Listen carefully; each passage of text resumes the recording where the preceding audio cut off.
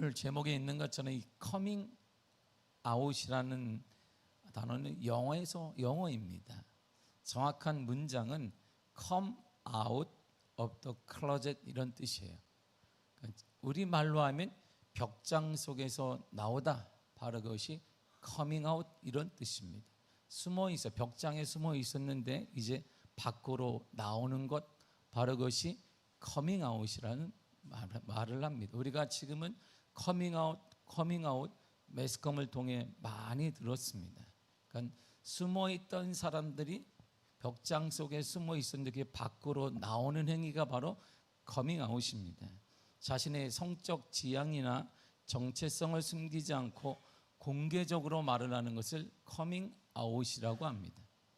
더 나아가 자신의 사상과 취향과 신념 등을 다른 사람들에게 솔직하게 말하는 것도 coming out이라고 합니다. 예전엔 연예인을 쫓아다니거나 연예인의 팬클럽에 가입을 하거나 콘서트에 쫓아다니는 이러한 현상을 어린 아이들의 성장통처럼 여겼습니다. 근데 지금은 70대, 80대 어르신들이 콘서트를 쫓아다녀요. 지방도 가면 갑니다. 자녀들에게 부탁을 해서 티켓도 구해야 한다라고 말하고 티켓을 구해주지 않으면 이 불효막심한 놈 이렇게 얘기를 해요. 이게 보통 시대가 달라진 게 아닙니다. 그래서 이분들이 가장 선호하는 다수가 바로 임영웅이에요. 임영웅. 그래서 임영웅 씨가 팬클럽에 가입한 70대, 80대가 엄청 많습니다. 그래서 때로는 자녀들이 우리 엄마 아빠가 건강해졌다라고 그래요. 대부분의 엄마가 건강해졌으니까 열심히 후원을 한다라고 합니다. 이분들은 지방으로 가면 지방에 가고 아무리 웃돈을 얹어서라도 표를 반드시 자녀들이 구해와야 돼요. 여기에 효와 불효가 구분되기 때문에. 그래서 제가 이렇게 임영웅 씨라고 말하지만 그분들 앞에서 이렇게 말하면 큰 난리가 납니다. 영웅님 이렇게 얘기해야 돼요. 그분들의 팬클럽 앞에서는 이렇게 영웅님께서는 잘 계신가요? 이렇게 얘기해야지. 임영웅 씨가 그런 사람은 정말 뭘 하나도 모르는 사람이에요.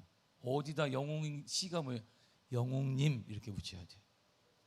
나도 귀노님이라는 걸 들어본 적이 없는데 나는 님자 붙이고 예수님, 하나님 그거밖에 모르는데 그런 시대가 되었습니다. 그런데 이것을 현 시대에는 쿨하다라고 말합니다.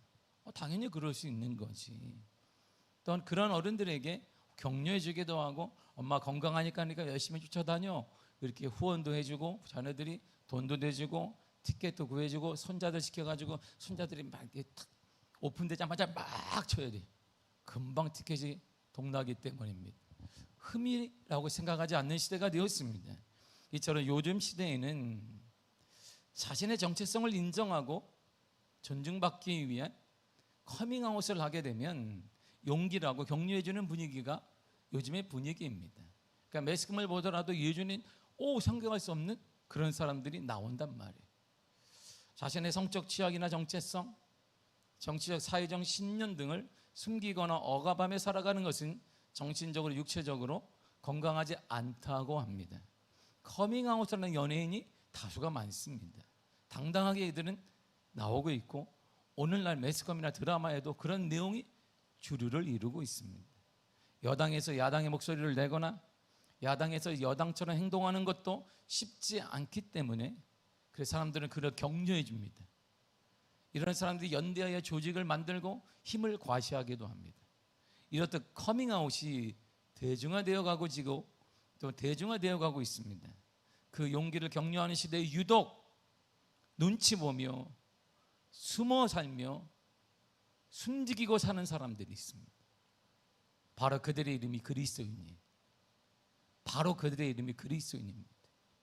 이들은 그리스도인이라고 밝히게 되면 어떤 조직이나 조직 문화로부터 소외를 당하거나 또한 적응력이 떨어지다는 인정받거나 이런 낙인을 찍힌다는 것 때문에 정작 모든 사람들이 예전에 도덕적으로 허용되지 않았음에도 불구하고 커밍아웃하는 시대에 자신은 입을 꽉 다물고 있습니다.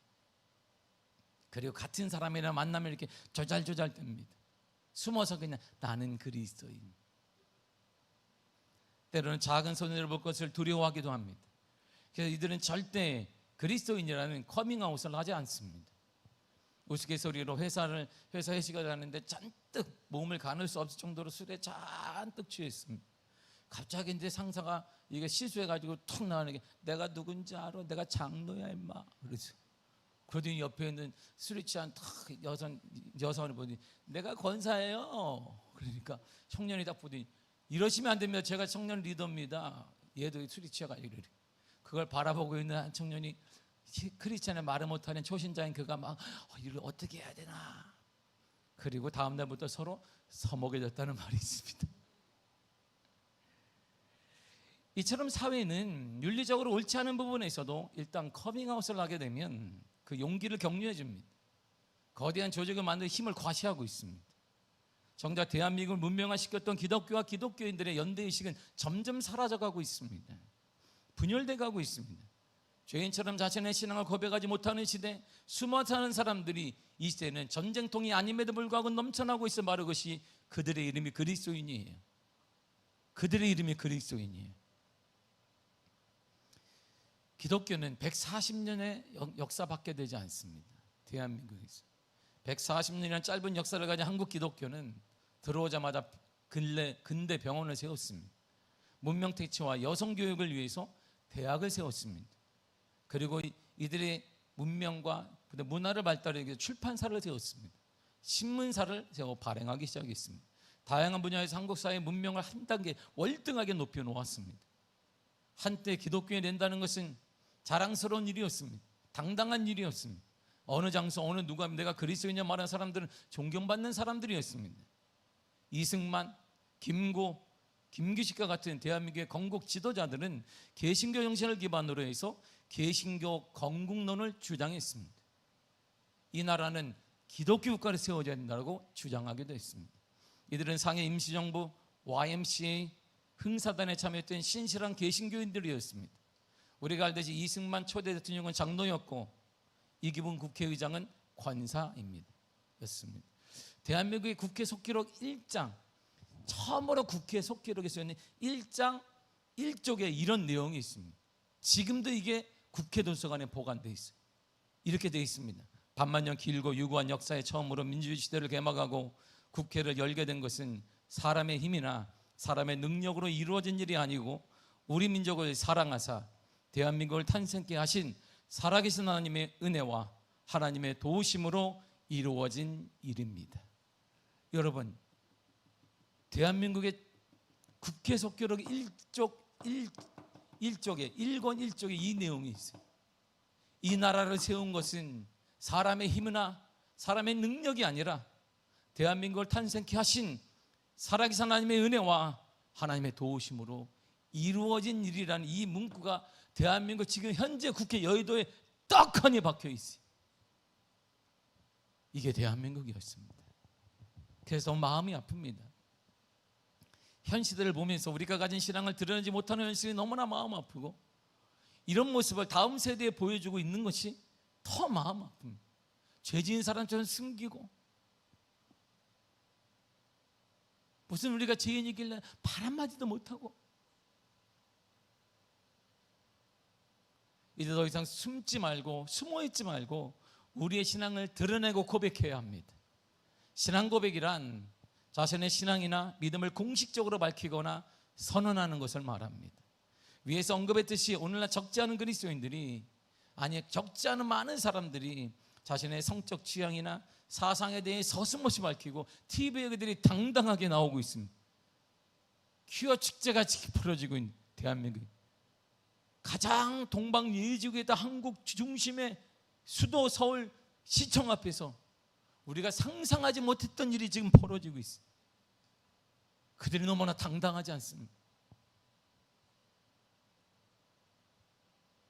이러한 시대에서 신앙 고백은 더 중요한 거예요. 신앙의 핵심 교리나 신념을 분명히 하는 것이고 공동체 내에서 우리 공동체 내에서 자신이 어떤 믿음을 따르고 있는지를 인정하고 나타내는 중요한 일이 되는 것입니다.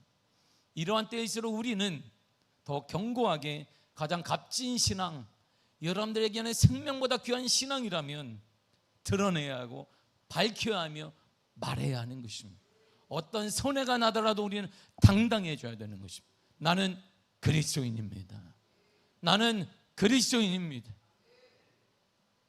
예수님이 빌립보 가이사랴 지역을 순회하는 중에 제 아들이 이렇게 물어봤습니다. 갑자기 13절을 보겠습니다. 시작.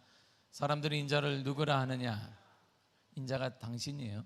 나를 누구라 하느냐 물어봤어요. 당신에 대한 인기 호감들을 나서 내가 임영웅을 누구라 하냐 이런 것처럼 내 인기가 어느 정도니 이걸 알아보고자 하는 것이겠습니까? 주님이 오실 때 아무도 반기지 않았어요. 심지어 주님이 오셨는데도 불구하고 이들은 침뱉고 때리고 주님을 가두고 십자가에 못 박아 죽인 사람들인데 모르겠어요. 분위기가 딱 하면 아는데 사람들의 호응이나 인기를 내 인기가 얼마나 되니 얘들아? 그걸 원하셨겠습니까? 주님의 관심은 세상의 흐름이나 인기가 아니었습니다. 세상에 있는 사람들의 구원에 대한 관심 외에는 주님은 없었어요. 세상은 그럴 수 있다는 거야. 세상은 예수님에 대해 어떠한 평가할 수 있습니다. 세상은 예수님에 대해 부정적으로 말하기도 하고 긍정적으로 말할 수도 있습니다. 그에 따라 예수님을 따르거나 따르지 않을 수도 있습니다. 이런 흐름 속에서 제자들의 반응을 원하신 거예요. 선택받은, 예수님께 선택받은 너희는, 예수님께 선택하신 너희들은 관심이 거기에 있는 거야. 이러더니 제자들은 사람들로부터 예수님이 어떤 분이냐고 물으니까 들었던 얘기를 이제 보고하듯 이렇게 말합니다. 14절을 보겠습니다. 시작. 이르되 더러는 세례 요한, 더러는 엘리야, 어떤 이는 예레미야나 선지자 중에 하나라 하나이다. 아멘. 제자들은 사람들의 반응을 주님께 그대로 보고했습니다. 어떤 무리는요, 주님 세례 요한을 만났다고 합니다. 세례 요한을 만났더니 세례 요한이 말하기를 나는 주의 길을 예비하는 자, 주의 길을 준비하는 자라고 말했습니다. 그 말을 들었던 사람들 혹시 예수님이 세례 요한이 아닐까라고 말을 하기도 합니다. 그래? 예수님의 능력을 경험한 사람들은 치유를 경험, 역사를 경험한 사람들은 엘리야가 살아난 것은 아닐까? 그렇게 말하기도 합니다. 그렇구나. 또 다른 사람들은 구약의 선지자 중에 한 사람 아닐까라고 말하기도 했습니다. 이렇게 제자들의 보고를 다 들으신 예수님이 이번에는 제자들을 향해 다시 이렇게 물으셨습니다. 15절을 읽겠습니다. 시작. 너희는 나를 누구라 하느냐? 세상이 보는 예수님, 세상의 평가를 주님이 원하시는 게 아닙니다. 예나 지금이나 예수님 제대로 믿게 되면 우리 인기 없는 사람이에요. 우리가 예수 믿는데 인기가 많다, 그건 대단히 착오입니다. 예수님 길대로 살면 인기 없어요. 우리는 인기맨이 아니에요. 우리는 인기를 먹고 사는 사람이 아니라 우리 하나님의 은혜를 먹고 사는 사람이고 하나님의 말씀에 따라 살아가는 그냥 단지 하나님의 도구일 뿐입니다. 예수님을 따르는 너희 제자들, 지금 우리에게 질문을 하신 거예요. 세상은 그렇게 보고 있구나 나를. 그렇구나. 그런데만 난 거기 관심 없다. 너는 나를 누구라고 하느냐? 너희는 나를 누구라고 하느냐? 난 거기 관심이 있는 거지. 세상이 관심이 있고 어떻든 세상이 악이 많든 그거 관심 없다. 항상 주님은 승리자이니까 악이 남마다 관심이 없다. 너희는 나를 누구라 하느냐? 주님 물으셨어요. 그래서 예수님의 제자 중 베드로가 일말의 망설임도 없이 바로 이렇게 고백했습니다. 16절을 보겠습니다. 시작. 주는 그리스도시요 살아계신 하나님의 아들이시니이다. 아멘. 베드로는 예수님이 단순한 선지자나 엘리야나 구약의 마지막 선지자인 세례 요한이 아님을 그는 대번에 알았어요. 예수님이 그런 분이 아니야. 세상 사람들이 말하는 그런 분이 아니라고 그는 대번에 알았습니다. 베드로가 알고 경험한 예수님은 하나님께서 보내신 아들이고 구원자였음을 그는 확신했습니다. 베드로는 것을 공식적으로 말한 것입니다. 주는 메시아이십니다. 구원자 되십니다. 하나님의 아들 되십니다. 이걸 예수님과 제자 앞에 당당히 자신의 신앙을 고백했습니다. 이처럼 신앙 고백의 출발점은 신앙 고백이란 믿음의 출발점이자 신앙생활의 핵심인데 그리스도인이 자신이 가진 신앙 고백을 누구 앞에서나 당당하게 밝힐 수 있어야 된다는 거예요. 우리 교회 안에서뿐만 아니라 교회 밖의 사람들에게도 누구를 만나지 내가 그리스도인이라고 당당하게 밝힐 수 있어야 된다, 이런 말입니다. 우리의 자녀들에게도 우리가 어떤 사람인지 아니, 우리가 어떤 믿음의 사람인지, 우리가 어떤 사람들, 하나님의 보호를 받는 사람들, 하나님의 지켜주는 사람들, 하나님과 동행하는 사람, 우리가 그리스도인이야. 세상에 가장 값진 일이 뭔지 아니, 자녀들에게 매일같이 아브라타를 유대인들이 저녁마다 교회 가듯이 그들의 머리에 심겨줘야 돼. 너희는 무너질 사람이 아니야. 너는 무너질 사람이 그 문제 때문에 무너질 사람이야. 너는 그리스도인이야. 하나님의 선택받은 사람이야. 하나님의 특별한 사람이야. 하나님이 인도하는 사람이야. 하나님이 지켜주는 사람이야. 하나님이 너를 홀려두지 않는 사람이다. 하나님이랑 함께하는 사람이다. 그러니까 너희는 절대 무너지지 않는 것이다. 이런 말 어릴 때부터 들어야 돼. 그런 자존감이 생겨. 나는 이런 사람이구나. 내가 여기 여드름이 많이 났어도 나는 이런 사람이구나. 이렇게 거울을 딱 보면 내가 이런 사람이구나. 이야, 이렇게 할렐루야 예수님 닮은 사람이 세상에 나밖에 더 있나? 이런 자존감이 있어야 되는데 그런 얘기를 한 번도 안 해요. 우리 부모들이 그런 얘기 하나도 안 하지. 점수 공부 똑바로 했지? 책 읽었니? 뭐 점수 똑바로 해서 학원 다녔냐? 뭐 했니? 맨날 그 얘기해요. 정신 차렸니? 오늘 몇 시간 앉아 있었니? 핸드폰을 얼마나 했니? 맨날 그 얘기만 하니까 예수 얘기를 들은 적이 없어요. 그래서 영적 자존감이 생길 이유가 없어요. 왜? 맨날 세상과 비교. 야, 옆집에 그랬대더라. 자존감이 계속 낮아지는 거예요. 강남에 있는 애들은 그렇다더라. 야, 더 낮아지는 거지. 매일 비교하며 하나님 앞에 자존감이 있는 너가 얼마나 귀한 존재인지, 내가 얼마나 하나님이 사랑하는 사람인지 계속 얘기해 줘야 되는데 우리 자녀들 그런 얘기를 들은 적이 없어요. 신앙 고백은 자신과 공동체를 위해서 든든히 세워가는 초석이 돼. 나도 세우고 공동체, 가정도 세우고 우리 소그룹도 세우는 힘이 되는 거예요. 베드로는 그랬다면 어떻게 예수님에 대해 정확히 알고 고백할 수 있었을까요? 베드로가 갑자기 묵상하는 중에 혼자 하나님의 아들인가? 여기서 우리는 신앙 고백의 출발점이 무엇인지 알 수 있어요. 17절을 보겠습니다. 시작. 예수께서 대답하여 이르시되 바요나 시몬아 내게 복이 있도다. 이를 내게 알게 하려는 혈육이 아니요 하늘에 계신 내 아버지시니라. 아멘.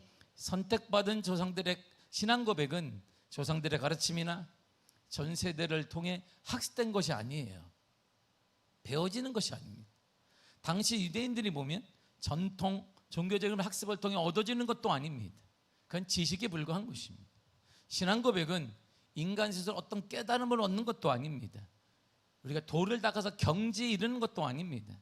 그 깨달음을 통해 얻어진 지식으로 만들어낼 수도 없습니다. 그렇다고 자연스럽게 생겨나는 것도 아닙니다. 어떻게 하다 보면 생기겠지, 언젠가 생기겠지, 절대 그렇지 않습니다. 신앙 고백은 오직 하나님의 은혜와 하나님의 계시로만 생기게 되는 것입니다. 그걸 사모하는 자에게 하나님이 주시는 것이고, 신앙 고백은 철저히 그러므로 하나님께로부터 오는 것입니다. 신앙 고백의 출발점은 그래서 하나님이 되는 것이에요. 신앙의 출발과 원천이 하늘에 계신 하나님이란 뜻입니다. 그리고 먼저 우리를 사랑하신 그 사랑, 하나님의 사랑이 신앙 고백의 출발점이에요. 요한에서 4장 19절을 보겠습니다. 시작. 우리가 사랑하면 그가 먼저 우리를 사랑하셨습니다. 아멘. 우리가 하나님을 사랑한 것이 아니라 그가 먼저 사랑했어요.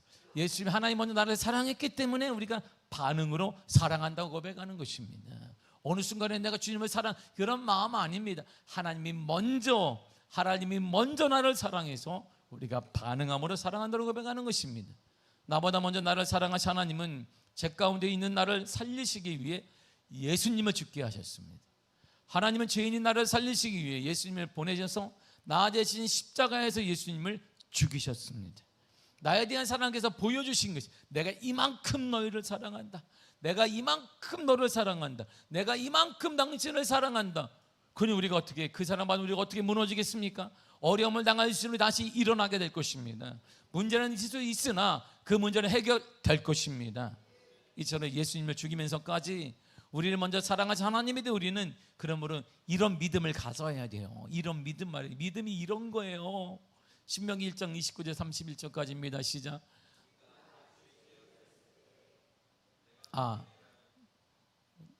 로마서 5장 8절 먼저 시작. 우리가 아직 죄인 되었을 때 그리스도께서 우리를 위하여 죽으심으로 하나님께서 우리에 대한 자기의 사랑을 확증하셨느니라. 아멘. 그 사랑 우리에게 보여줬잖아요. 그래서 이제 그 사랑을 받은 우리가 이제 할 일은 이런 믿음으로 살면 되는 거예요. 신명기 1장 29절 31절입니다. 시작. 내가 너에게 말하기를 그들을 무서워하지 말라, 두려워하지 말라.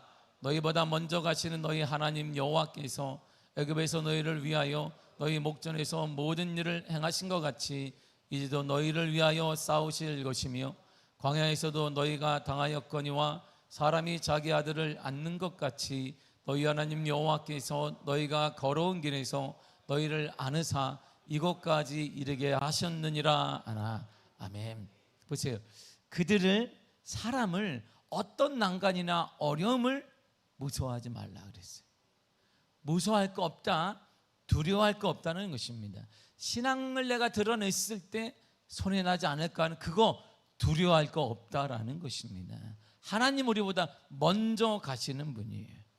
그 문제와 사람들 앞에 우리보다 먼저 가셔서, 먼저 가신 하나님은 우리를 위해 싸우시고 승리하시고 해결해 주시고 치유하시는 분이다, 이런 말입니다. 그러므로 먼저 가신 하나님 우리를 이렇게 하시는 거예요. 너희를 안으사 그랬어요. 이 표현이 대단히 아름다운 표현이에요. 이 표현이 뭐냐면, 신호등 어릴 때 건너는데, 예전에 신호등 건너면 아이들이 이렇게 손을 들었어요. 이렇게. 지금도 이제 초등학교 1, 2학년만 들어요. 요즘 제가 이렇게 보면 큰 아이들은 그냥 뭘 들어, 이렇게. 큰 아이들은 이걸 안 들고 핸드폰을 들고 이렇게 가죠. 어른들도 똑같아요. 눈이, 한국 사람이 대단한 뛰어난 눈과 두뇌를 가진 게 분명해. 뭐 신호등에 차가 있어도 탁 차 피해가고 뭐 다 쓰고 다 해, 별걸 다 해 보면서 이렇게. 한국 사람은 뛰어나다, 이야, 그런 생각을 갖긴 갖지만, 이게 너를 안는다는 게 이런 거예요. 신호등을 건너는데 어린아이의 손을 꽉 잡고 신호등을 주위를 살피면서 걷는 아버지 모습이에요. 이게 너희를 안는다는 개념이 그거예요. 어려움이 있는데, 문제가 있는데 하나님은 내 손을 꽉 잡고 주위를 살피고 안전하게 데리고 가는 연습. 그 뜻이 너희를 안는다는 거예요. 더 다시 말하게 되면, 우는 아이를 품에 품고 다독거리면서 평안에 잠들게 하는 엄마의 모습이 너희를 안는 거예요. 힘들고 지친데 하나님이 나를 딱 품어주셔서 괜찮아, 괜찮아, 괜찮다, 그리고 평안하게 잠들게 하는 그 모습이 너희를 안는다는 표현이에요. 하나님이 그런 분이라는 거예요. 우리 하나님이 그런 분이라는 거예요. 힘든 시기를 살아가고 있는 우리들을 향해 하나님이 안아주셔서 슬퍼하지 마라, 괜찮다, 내가 해결해 줄 거야, 그리고 평안하게 잠들도록 인도하는 분이 우리 하나님이라는 거예요. 이스라엘 백성들아, 내가 광야에서도 그렇게 인도했지 않니? 그 말을 하시는 거예요. 희망이 없는 광야, 희망이 없는 사막에서도 너희 손을 내가 꽉 잡았다. 주위에 들짐승이 있을까, 먹을 것이 없을까, 내가 다 살피고 너를 안전한 곳으로 인도해 왔다. 너가 너무 힘들 때 내가 너를 품어주고 괜찮다라고 말하고 만나를 허락하시고 메추리알도 허락하시고 필요한 모든 것들을 공급해 주었다. 내가 너희를 안아준 거야. 이게 바로 정확한 표현이에요. 하나님은 이렇게 우리를 인도하신 거야. 하나님은 이렇게 우리를 안아주셨습니다. 이런 하나님의 사랑은 진실된 신앙 고백하는 자에게 주시는 것입니다. 신앙 고백하는 자에게 주시는 선물이에요. 그러므로 신앙의 본질적인 원칙은 하늘에 계신 하나님에 의한 하나님의 전적인 주도로 하나님의 변함없는 은혜로만 가능하다라는 것입니다. 믿음의 사람은 바른 신앙 고백을 할 수 있어야 됩니다. 그러기 위해 하나님의 도움을 구해야 되고 하나님의 도움을 간절히 구해야 됩니다. 사랑하는 사람, 내 신앙을 드러내야 합니다. 그러기 위해 이제 삶이 신앙이 되어야 되고 특별히 말을 조심해야 합니다. 늘 감사하는 말을 하고 늘 사람들을 세워주는 말을 해요. 상대편을 세워주는 말을 해야지, 나를 낮추려거든 누구를 낮추려거든 나를 낮추는 거예요. 나를 낮추고 그를 세우는 말을 해야 그런 익숙해지는 훈련이 필요해요. 훈련은 그게 훈련인 것입니다. 광야에서 훈련을 보세요. 하나님, 이들은 힘이 많았습니다. 노예 생활할 때 힘 깨나 쓴 사람들이 앞에 섰습니다. 얼마나 힘이 장사입니다. 이들은 뭐 주인이 원하는 대로 다 칼질도 하고 뭐도 하고 대단했어요. 근데 막상 광야 생활을 딱 하니까 아무 필요가 없는 거예요. 힘도 필요 없고 잡을 게 있어야 잡지 먹을 것이 없는데 오직 하나 하나님의 도움만 구하는, 하나님의 그렇게 깊이 낮추신 것이에요. 말씀 훈련과 공동체 훈련은 지식을 쌓는 훈련을 하는 게 아니라 하나님은 나를 낮추고 다른 사람을 세우는 훈련을 하는 거. 하나님을 높이 세우고 다른 사람을 세우는 훈련을 해야 우리 말에 권세가 생기는 거야. 우리가 모일 때마다 식당에 가면 그냥 막 또는 남 욕하고 남 막 하면서 내가 그리스도이냐 말하면 누가 믿겠습니까? 그러니까 말을 못하지. 자녀들에게도 막 뭐라고 하고 뭐 교회가 어떻다 막 말하면서 내가 권사인데, 그러니까 애들이 잘 교회 안 나오지. 말을 조심해야 돼요. 신앙의 훈련의 최고점은 나를 낮추고 하나님을 높이고 다른 사람을 세워주는 거예요. 그러면 하나님이 우리를 세워주십니다. 하나님이 우리를 그딴 사람을 안아주는 거예요. 꼭 안아주는 거예요. 잡아주는 것입니다. 이런 신앙 고백하는 사람들에게 하나님은 두 가지 은혜와 축복을 주시는데요. 첫째가 음부의 권세가 이기지 못하는 교회를 세워주십니다. 18절을 읽겠습니다. 시작. 내가 내게 이르노니 너는 베드로라. 내가 이 반석 위에 내 교회를 세우리니 음부의 권세가 이기지 못하리라. 아멘. 예수님께서 세우실 교회는 반석 위에 세워진 교회예요. 이 반석은 견고함, 확고함, 기초 등의 뜻입니다. 베드로의 신앙 고백을 말하는 게 바로 너의 신앙 고백 위에 교회를 세운다라는 뜻입니다. 이처럼 교회는 견고한 신앙 고백 위에 세워져야 합니다. 교회의 기초가 뭐냐? 신앙 고백이에요. 교회의 기초가 뭐냐? 신앙 고백. 가정의 기초가 뭐냐? 신앙 고백이에요. 여러분들의 일터의 기초가 뭐냐? 신앙 고백이에요. 여러분들의 직장의 출발이 뭐냐? 기초가 뭐냐? 신앙 고백이라 이런 말입니다. 그리고 흔들리지 않는 믿음에 따라 우리가 이 신앙 고백은 흔들리지 않게 되고 그 믿음에 따라 하나님의 놀라운 기적을 그대로 허락하시는 것입니다. 마태복음 8장 13절입니다. 시작. 예수께서 백부장에게 이르시되 가라 내 믿음대로 될지어다 하시니 그 즉시 하인이 나으니라. 아멘. 보세요. 신앙 고백이 없는 사람은 늘 요동치는 바닷물결과 같습니다. 늘 흔들려요. 언제나 시험 들고 언제나 불평합니다. 마침내 주위 사람들이 한둘씩 신뢰를 잃고 그들이 떠나버리게 된단 말입니다. 신앙 고백을 하는 자들에게 하나님이 은혜를 허락하셔서 그의 말의 권세를 허락하심으로 믿음대로 내어주고 믿음대로 길이 열리게 되어주고 믿음대로 살아가는 역사를 허락하여 주시더라 이런 말입니다. 두 번째로 신앙 고백에 주시는 축복이 천국 열쇠를 주십니다. 19절을 읽겠습니다. 시작. 내가 천국 열쇠를 내게 주리니 내가 땅에서 무엇인지 매면 하늘에서도 매일 것이요 내가 땅에서 무엇인지 풀면 하늘에서도 풀리리라 하시고. 아멘. 보세요. 열쇠를 가졌다. 이 뜻이 뭘까? 열쇠를 가졌다. 제가 29 전에 담임 목사 전에 제가 작은아버지 교회에서 목회했는데 고생을 정말 많이 했어요. 정말 많이 했습니다.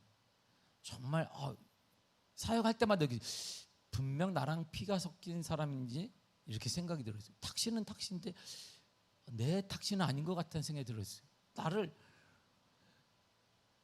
박 씨보다 못하게 아니면 다른 씨보다 못하게 대하는 거야. 그렇게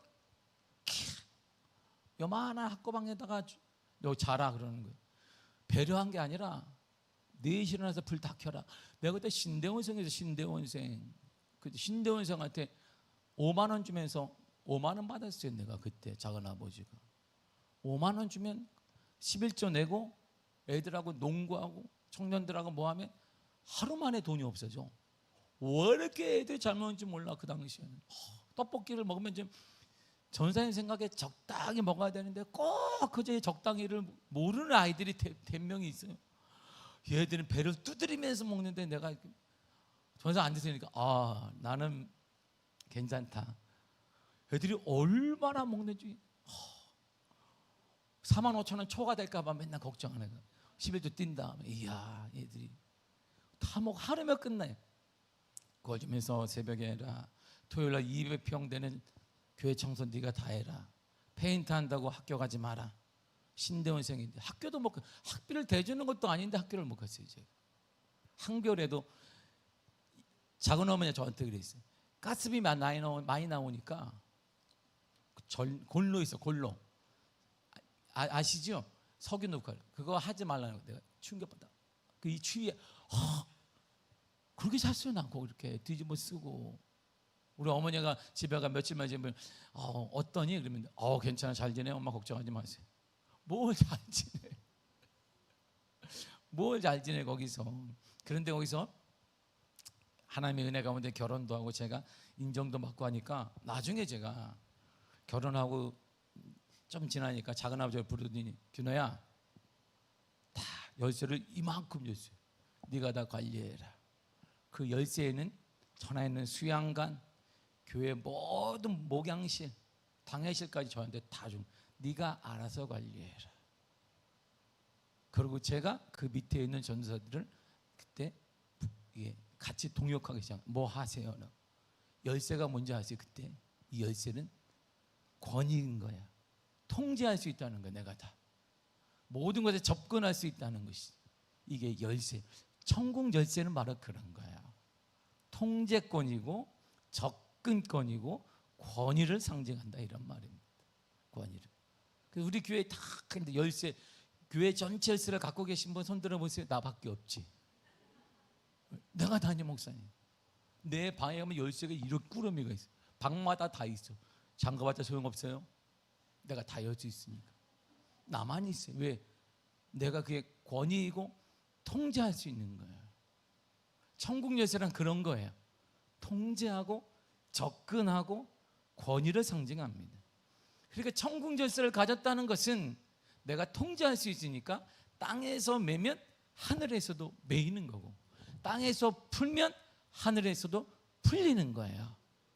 그 권위를, 권세, 통제권을 하나님이 누구에게 주었냐면 예수님께 주었는데, 그걸 예수님이 베드로에게 준 거예요. 네가 하거라. 네가 신앙 고백하는 너가 가지라는 것입니다. 참된 신앙 고백하는 자에게는 이처럼 영적 권세를 주신 거예요. 참된 신앙 고백이 있는 가정과 참된 신앙 고백이 있는 성도에게는 하나님이 통제권을 주신단 말이에요. 흔들리는 것이 아니라 세상에 흔들림 없이 통제하고 감정도 상황도 통제할 수 있는 힘을 주신다, 이런 말이에요. 이게 하나님의 은혜인 거예요. 바로 이것이 하나님의 은혜인 것입니다. 신앙 고백의 영적 권세가 뭔데요? 영적 권세 이렇게 말해요. 고린도서 10장 8절입니다. 시작. 주께서 주신 권세는 너희를 무너뜨리려고 하신 것이 아니요 세우려고 하신 것이니 내가 이에 대하여 지나치게 자랑하여도 부끄럽지 아니하리라. 아멘. 예수님께서 우리에게 주신 권세로 인해 우리는 무너지지 않는다는 거예요. 그 권세가 있으면 무너지지 않아. 사업체 무너지지 않는다. 가정 무너질 것 같으나 무너지지 않는 거야. 교회는 무너질 것 같으나 무너지지 않는다. 하나님이 주신 권세를 모았는데 그 권세는 인생과 가정과 일터와 진로와 금 등을 무너지지 않게 하고 견고하게 세워준단 말이에요. 이걸 우리가 받았어요. 신앙 고백하는 자에게 무너지지 않게 하고 견고하게 세워주는 권세를 하나님이, 예수 그리스도가 우리에게 신앙 고백하는 자들에게 주신다, 이런 말이에요. 우리의 가정은 더욱 견고하게 세워질 것입니다. 우리의 진로와 꿈은, 우리의 자녀들의 진로와 꿈은 흔들림 없이 열리게 될 것입니다. 우리의 일터와 사업장 등은 더 활기를 찾게 됨을 믿습니다.